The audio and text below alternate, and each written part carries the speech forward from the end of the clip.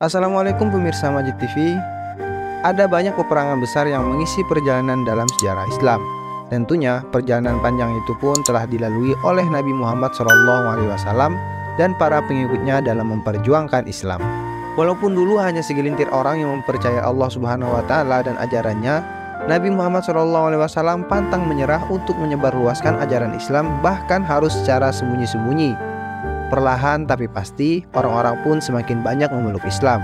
Perjuangan Nabi Muhammad SAW dalam menyebarkan ajaran Islam mesti melalui banyak tantangan hingga harus menghadapi banyak penolakan sampai terjadinya peperangan.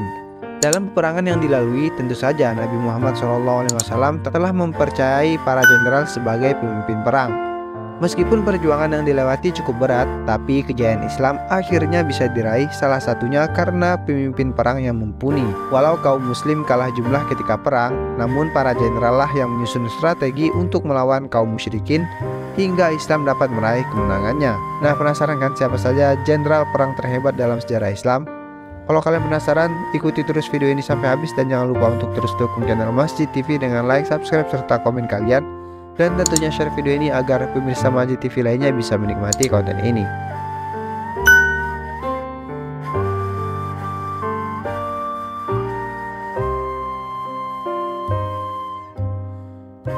Yang pertama, Khalid bin Walid. Khalid bin Walid yang namanya sudah tidak asing lagi dalam sejarah Islam ini merupakan jenderal perang muslim yang hebat dan tak terkalahkan. Bahkan ia dijuluki sebagai pedang Allah yang terhunus. Dia merupakan sahabat Nabi Muhammad SAW yang sangat ditakuti di medan tempur. Bahkan sebelum memeluk Islam, Khalid bin Walid adalah panglima tempur bagi kaum Quraisy.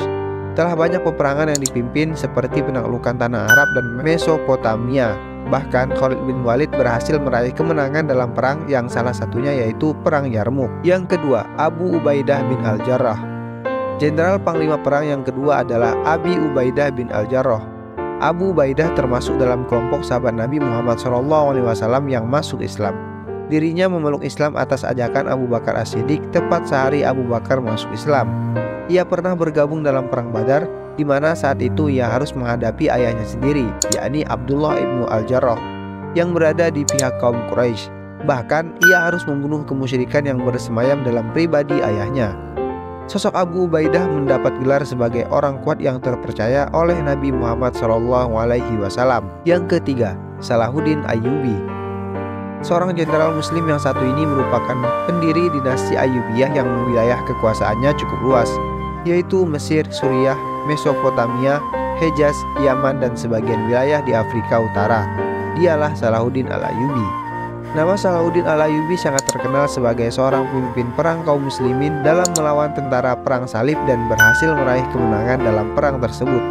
Sikapnya ini sebagai pemimpin perang sangatlah memiliki jiwa ksatria yang membuatnya banyak dihormati dan disegani.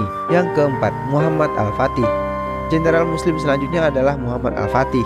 Dia adalah seorang panglima perang yang berhasil menaklukkan Konstantinopel di usia yang cukup muda, yakni 21 tahun. Muhammad Al-Fatih dikenal sebagai pemimpin perang yang memiliki taktik dan strategi yang hebat dalam menguasai peperangan. Dia pun mendapatkan julukan Sang Penakluk karena kecerdasannya sebagai pemimpin. Yang kelima, Sa'ad bin Abi Waqqas. Nah, sosok panglima perang hebat dalam memerdekakan agama Islam yang terakhir adalah Sa'ad bin Abi Waqqas. Dalam sejarah Islam, terutama sebagai panglima perang, ia memiliki keahlian dalam memanah. Sa'ad bin Abi Waqqas dikenal sebagai pemimpin perang legendaris antara kaum muslimin dan Persia Majusi.